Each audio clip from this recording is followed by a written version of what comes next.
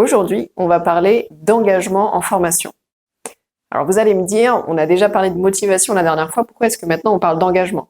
Eh ben, motivation et engagement, c'est pas la même chose. La motivation, en fait, ça s'adresse à notre capacité à planifier des activités par rapport à des buts. Donc, c'est un processus conscient. En fait, quand on design pour la motivation, on design pour le rationnel de l'apprenant. Avec l'engagement, c'est différent. On s'éloigne du pourquoi on fait l'activité, on s'éloigne de ce qu'on est en train de devenir en faisant l'activité, de nos buts à long terme, de nos projections et tout ça, et on va être dans l'expérience. On va être du coup dans des processus un peu plus inconscients, on va être dans les biais cognitifs, ce genre de trucs, on va être dans les émotions, on va être en gros dans l'activité incarnée. Du coup, c'est quoi une expérience d'apprentissage engageante? C'est une expérience qui nous maintient, qui capture notre attention et qui nous maintient bien dans l'instant présent. Typiquement, une expérience engageante, elle va aller nous faire réfléchir, nous faire réagir, des fois de manière complètement automatique.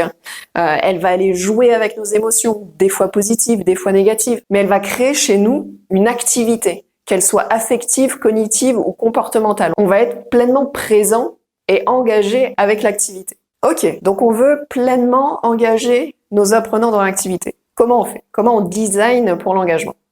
Eh ben, on va avoir plusieurs leviers sur lesquels on peut jouer. Le premier, ça va être la nouveauté. Notre cerveau, il adore repérer en permanence les opportunités. Et du coup, dès qu'on va introduire de la variété dans les activités, l'engagement corporel, les personnes avec qui on parle, quelle que soit la variété, dès qu'il y a un truc qui va changer, ça va remettre un petit coup de boost à l'attention de l'apprenant. Donc on va faire attention à pas faire de choses monotones et on va faire attention à bien avoir régulièrement de la nouveauté pour aller recapter l'attention. Le deuxième levier, ça va être les interactions sociales. Parce que les interactions sociales, naturellement, elles vont faire que on va dire quelque chose à quelqu'un, il va nous répondre, une action, une réponse va être attendue de nous. En fait, les interactions sociales, c'est très riche et ça nous demande de nous adapter, de réagir et d'être engagé à plein de niveaux. Donc, faire interagir les gens, c'est un des moyens les plus faciles de les garder engagés dans une activité. Le troisième levier sur lequel on peut designer, c'est le challenge.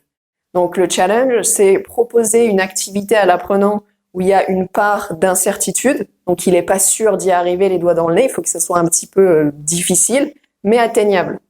Et du coup, on va pouvoir jouer, moduler le niveau de challenge en modulant les enjeux. Au plus il y a d'enjeux derrière l'activité, au plus il va y avoir une tension et une envie de la réussir. On va jouer aussi sur les obstacles qu'on met face à l'apprenant dans ce challenge. Donc si vous avez une activité avec un espace problème qui est trop simple pour le niveau de vos apprenants, vous rajoutez des contraintes, vous rajoutez des trucs en plus à gérer pour qu'ils soient suffisamment challengeants. Et donc ces challenges, ils vont créer une certaine tension chez votre apprenant. C'est pas très différent de la tension dont on parlait dans le storytelling.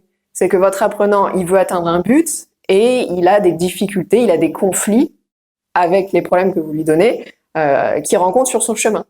Donc, il va y avoir de la tension. Et cette tension, évidemment, elle accroche la tension. Le quatrième levier qu'on a à disposition, c'est le rythme.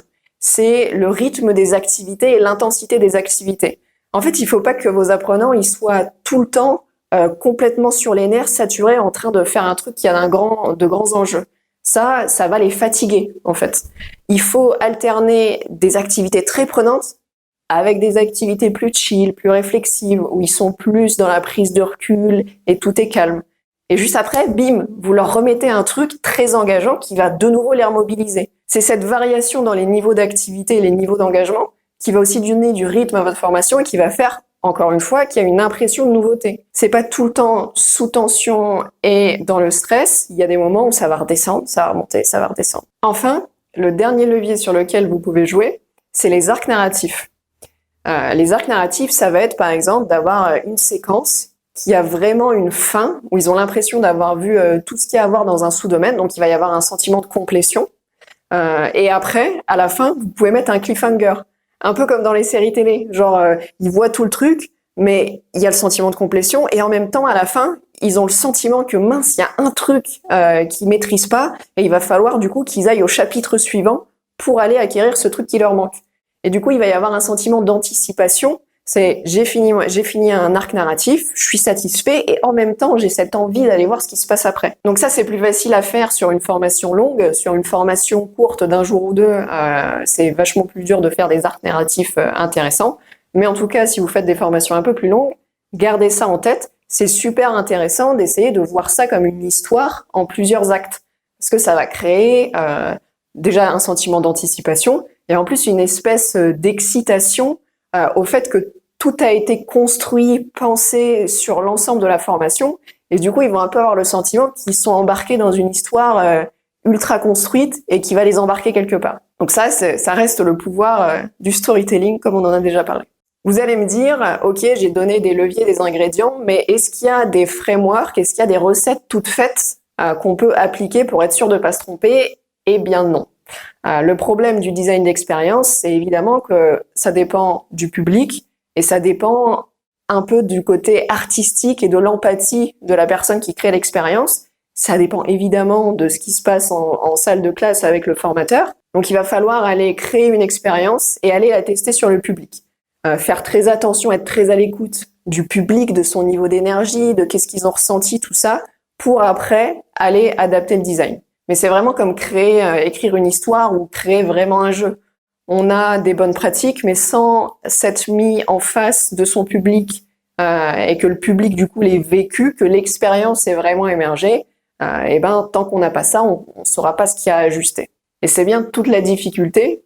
Et personnellement, ce que je trouve intéressant dans le design d'expérience, c'est que c'est pas une formule magique et on n'est jamais sûr que ce qu'on fait, ça va vraiment marcher comme on le pense.